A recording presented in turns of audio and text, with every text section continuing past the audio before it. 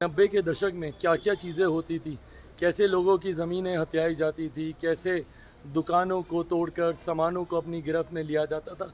90 का दशक, मेरे भाई उस वक्त छोटे रहे होंगे, नहीं इनको याद होगा। मुझे वो 90 का दशक अच्छे से याद है। ये मामला तो ऑलरेडी कोर्ट में चल रहा है ना। कोर्ट में तमाम बातें आपको सिद्ध करना है कि आप इनोसेंट हैं। वो लोग तो इल्ज़ाम लगा ही रहे हैं जिन लोगों की ज़मीन आपने ली। ऐसे में अब बिहार की जनता पुनः आपके इस बहकावे में नहीं आने वाली। जो लोग शक्ति के विनाश की कामना करते हैं, जो शक्ति को समाप्त करने की सोच रखते हैं, जिनके लिए सनातन एक बीमारी है, जो सनातन को समाप्त करने की सोच और तुष्टीकरण की राजनीति एक धर्म विशेष के लोगों के लिए करते हैं, वो नहीं समझेंगे। जैसे कहीं ये लोग सुगबुगाहट देते हैं ना, राजद राजद राजद आ जाएगा, इनके लोग अपराध पर उतर आते हैं। किस तरीके से कल उस छात्र की हत्या कर दी गई, किस तरीके से तमाम एनडीए के प्रत्याशियों के काफिले के ऊपर हमले किए जा रहे हैं। नमस्कार, स्वागत आपका लाइव बिहार में। मैं हूं आपके साथ संजीव सिंह।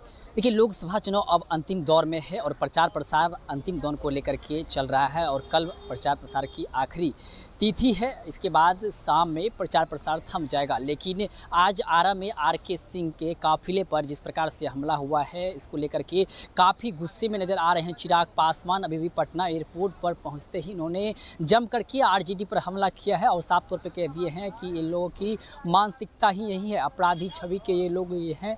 और साथ ही साथ तमाम जो चुनाव हुए हैं 2015 के, 2020 के, 2024 के, सबको उन्होंने याद दिला दिया कि किस प्रकार से ये लोग जब देखते हैं कि सुगबुगाहट है कि आरजेडी आ जाएगी, ये लोग आपराधिक गतिविधि को अंजाम देने लगते हैं। क्या कुछ कह रहे हैं चिराग पासवान, पहले उनके बयानों को सुनिए। भाई, हमको बताने की क्या ज़रूरत है, आपके ऊपर तो केस चल रहा है, ऑलरेडी मामला कोर्ट में है। कोर्ट में आपके ऊपर इस मामले को लेकर ही लैंड फॉर जॉब इसी नाम से ना केस चल रहा है, तो ऑलरेडी मामला कोर्ट में है। और भाई, ये बात तो किसी से छुपी नहीं ना कि 90 के दशक में क्या क्या चीज़ें होती थी, कैसे लोगों की ज़मीनें हथियाई जाती थी, कैसे दुकानों को तोड़कर सामानों को अपनी गिरफ्त में लिया जाता था। 90 का दशक, मेरे भाई उस वक्त छोटे रहे होंगे, नहीं इनको याद होगा। उस वक्त इनकी उम्र कम होगी, बट उनका बड़ा भाई होने के नाते मुझे वो 90 का दशक अच्छे से याद है।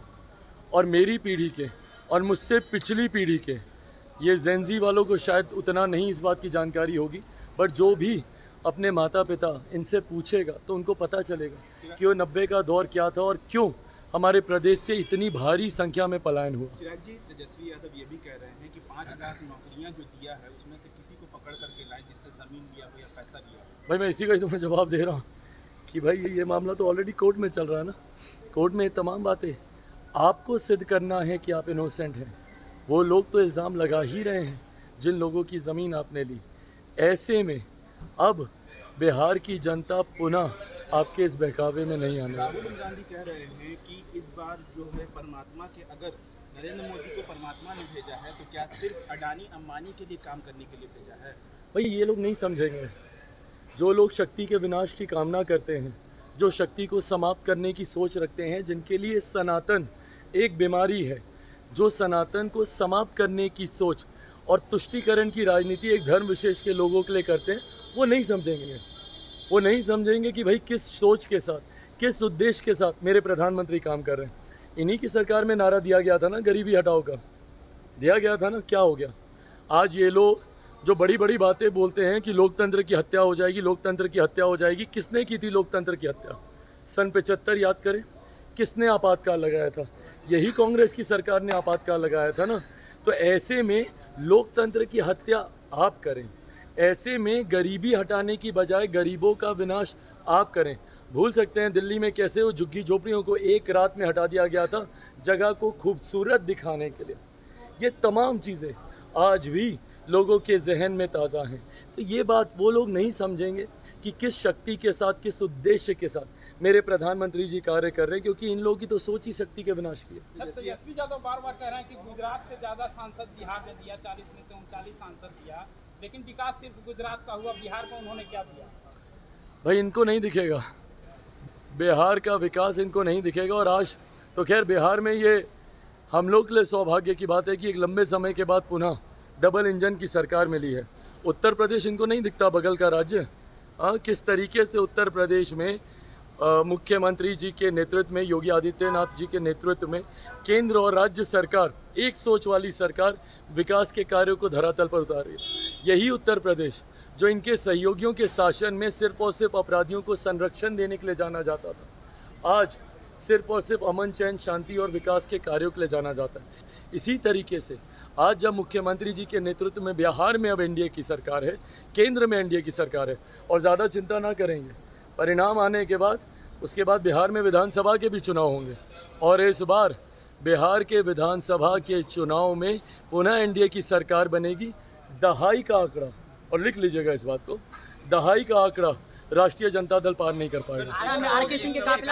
एक आखिरी सवाल है सर, तेजस्वी यादव कह रहे हैं कि बिहार में ब्यूरोक्रेसी आ गई है, नीतीश कुमार को घेर लिया गया है, उनके हाथ में अब कुछ नहीं है, अफसर सुन नहीं रहे, जिस तरीके से टेम्परेचर बढ़ा अफसरशाही इनके ज़माने में कितनी हावी थी वो सब जानते हैं।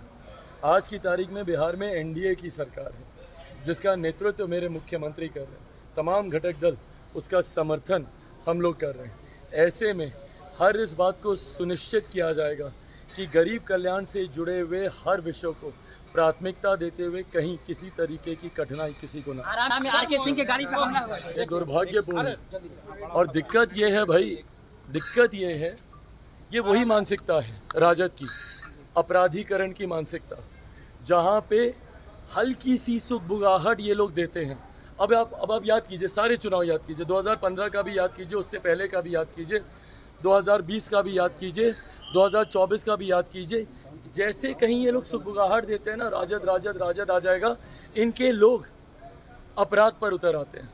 किस तरीके से कल उस छात्र की हत्या कर दी गई, किस तरीके से तमाम एनडीए के प्रत्याशियों के काफिले के ऊपर हमले किए जा रहे हैं। वीणा देवी जी, वैशाली की हमारी प्रत्याशी, उनके काफिले पे हमला किया गया।